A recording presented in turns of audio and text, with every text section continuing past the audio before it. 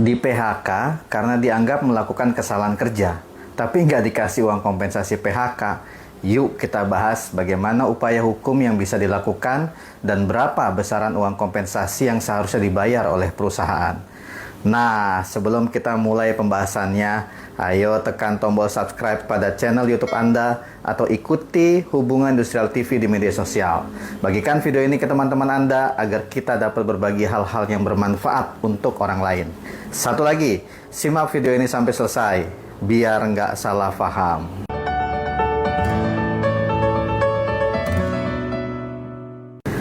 Pada prinsipnya, dalam Undang-Undang Cipta Kerja, pemutusan hubungan kerja boleh dilakukan oleh pengusaha karena 11 alasan. Namun begitu, besaran kompensasi dari setiap alasan PHK yang diterima pekerja tidaklah sama.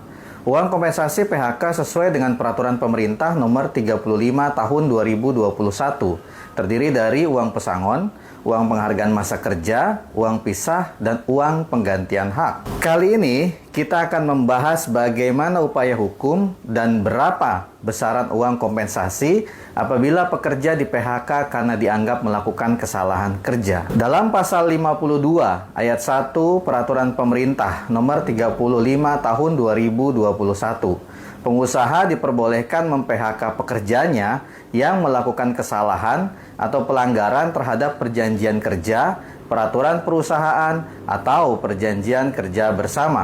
Peristiwa ini pernah dialami oleh seorang pekerja yang bekerja sebagai staf di salah satu bank pemerintah.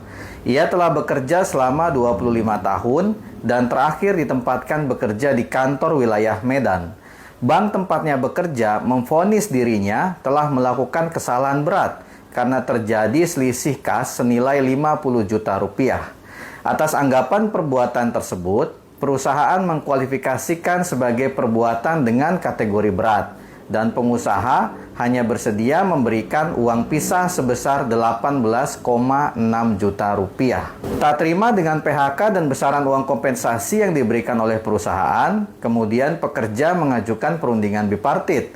Setelah tidak ada titik temu, akhirnya pekerja mengajukan permohonan penyelesaian melalui mediasi di Dinas Ketenagakerjaan Kota Medan. Upaya yang kedua ini pun gagal karena perusahaan tidak bersedia menjalankan anjuran pegawai mediator yang menyarankan agar perusahaan membayar uang pesangon dan uang penghargaan masa kerja pekerja sebesar 821 juta rupiah. Guna mendapatkan kepastian hukum, pekerja akhirnya mengajukan gugatan pemutusan hubungan kerja ke Pengadilan Hubungan Industrial pada Pengadilan Negeri Medan. Setelah melalui 10 kali persidangan, majelis hakim yang diketuai oleh Hakim Ahmad Sumardi menilai PHK yang dilakukan oleh perusahaan beralasan menurut hukum karena terbukti adanya kesalahan administrasi yang diatur dalam perjanjian kerja bersama.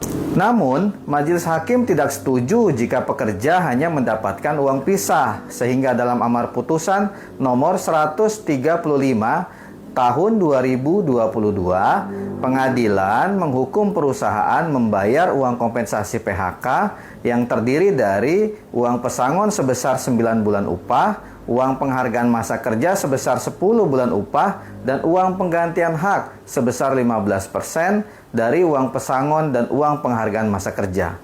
Selain itu, pengadilan juga menghukum perusahaan untuk membayar upah selama proses PHK sebesar 6 bulan upah, sehingga jumlah keseluruhan yang harus dibayar oleh perusahaan adalah sebesar 720 juta 100 ribu rupiah. Terhadap putusan Pengadilan Hubungan Industrial pada Pengadilan Negeri Medan itu, perusahaan mengajukan kasasi ke Mahkamah Agung.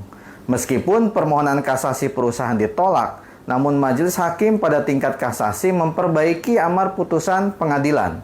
Menurut majelis hakim kasasi, uang pesangon yang seharusnya diterima pekerja dihitung berdasarkan Undang-Undang Cipta Kerja yang mengatur apabila pekerja di PHK karena melakukan kesalahan kerja, maka uang pesangonnya ditetapkan hanya setengah, yaitu yang semula diputuskan 9 bulan upah menjadi 4,5 bulan upah. Selain itu, uang kompensasi PHK juga harus dikurangi dengan uang yang telah diterima pekerja sebesar 18,6 juta rupiah. Atas pertimbangan tersebut, Mahkamah Agung dalam